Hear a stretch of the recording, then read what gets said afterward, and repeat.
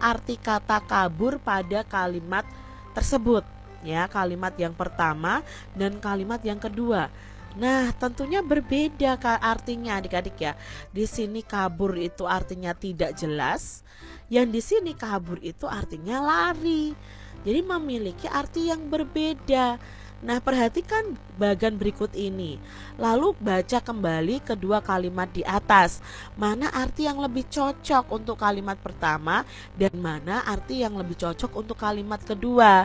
Tadi Kak Citra sudah jelaskan, kabur itu memiliki dua arti. Yang pertama, tidak dapat melihat sesuatu dengan jelas.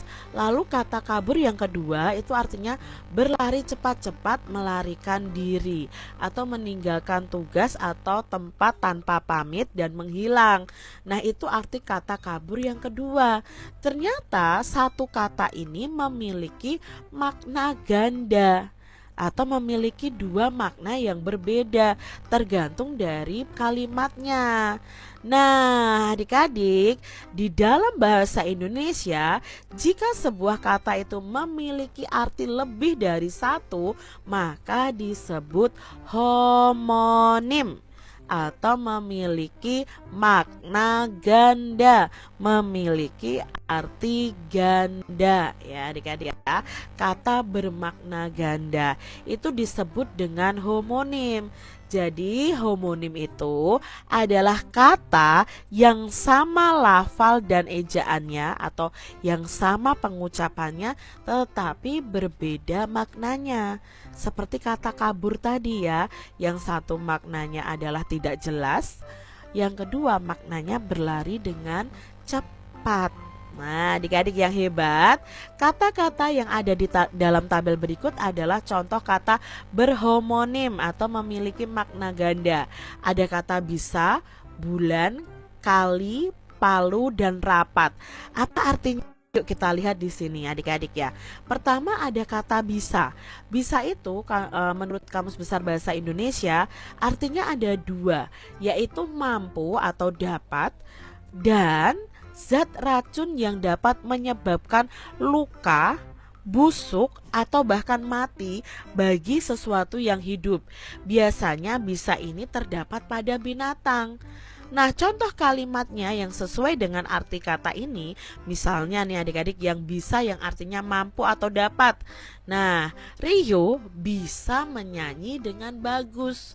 Bisa artinya dapat. Rio dapat menyanyi dengan bagus. Tapi kalau bisa yang berarti zat racun, itu contohnya begini.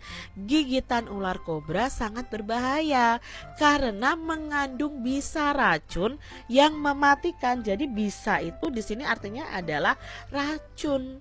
Nah, sama-sama katanya bisa, tetapi memiliki arti yang berbeda.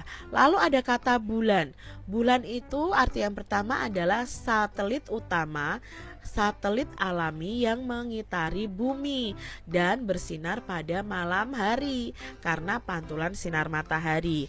Lalu yang kedua, bulan itu juga bisa diartikan sebagai nama bulan. Bisa diartikan juga masa atau jangka waktu perputaran bulan mengitari bumi selama 29 atau 30 hari. Dan biasanya kalau 29 hari atau 30 hari itu kita namakan satu bulan. Nah, contoh kalimatnya ya di sini, Neil Armstrong adalah orang pertama yang mendarat di bulan. Ya, berbeda dengan kalimat ini. Ayah Nana pergi ke Korea selama 3 bulan. Sama-sama kata bulannya tetapi memiliki arti yang berbeda. Berikutnya ada kata kali. Nah, kali itu arti yang pertama adalah kata untuk menyatakan perbanyakan atau pergandaan, biasanya pada matematika. Lalu arti yang kedua, kali itu adalah sungai ya adik-adik. Ya, contohnya nih misalnya dalam kalimat kali pada matematika ya, yang menyatakan perbanyakan atau pergandaan. Misalnya 2 kali 2 sama dengan 4 ya. Berbeda dengan anak-anak sedang bermain di kali. Maksudnya anak-anak sedang bermain di sungai begitu. Berikutnya ada kata apa lagi ya yang berhomonim? Oh, ada kata palu.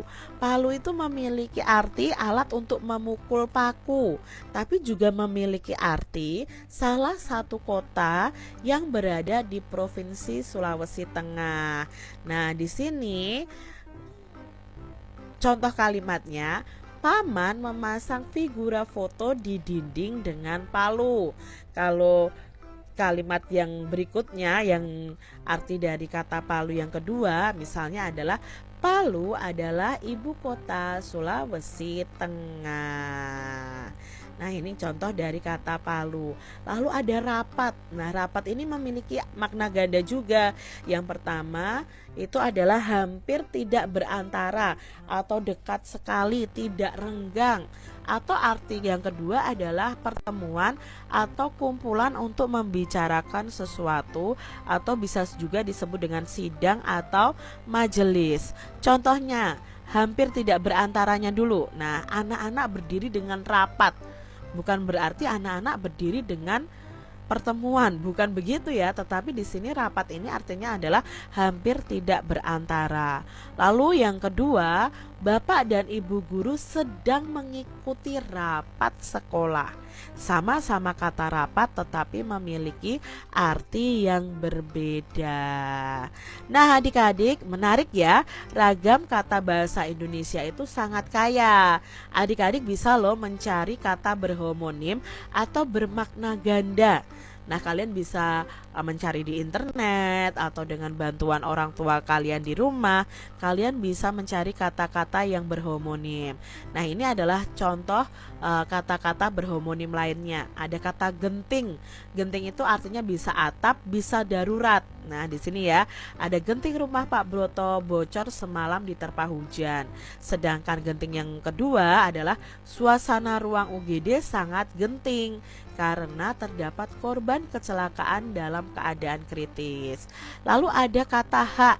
Hak itu bisa berarti milik, bisa berarti bagian sepatu ya, hak sepatu begitu kan. Lalu ada kata apa lagi nih yang berhomonim? Ada kata Malang. Malang itu bisa berarti nama kota dan bisa berarti nasib. Ya, kalian lihat contoh kalimatnya. Lalu ada kata salam. Nah, salam itu bisa berarti sebuah jenis tumbuhan, bisa juga sebagai pernyataan hormat. Ya, lalu ada kata jarak. Nah, jarak itu bisa berarti rentang waktu dan wilayah, bisa juga berarti jenis tumbuhan ya, tanaman jarak. Ini contoh kalimatnya dengan menggunakan kata jarak. Lalu ada kata beruang, itu bisa berarti binatang, bisa juga berarti memiliki uang yang banyak. Lalu ada kata selang ya. Selang itu juga memiliki makna ganda atau berhomonim. Selang itu bisa berarti jeda waktu atau bisa juga berarti alat menyalurkan air. Nah, itu tadi adik-adik pembelajaran kita mengenai kata bermakna ganda atau homonim. Semoga adik-adik paham apa yang Kak Citra sampaikan, dan sampai jumpa lagi dalam video pembelajaran berikutnya. Tuhan memberkati.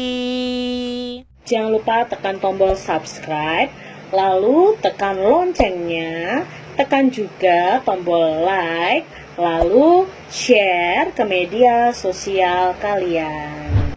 Jangan lupa untuk ikuti media sosial Kak Citra. Terima kasih.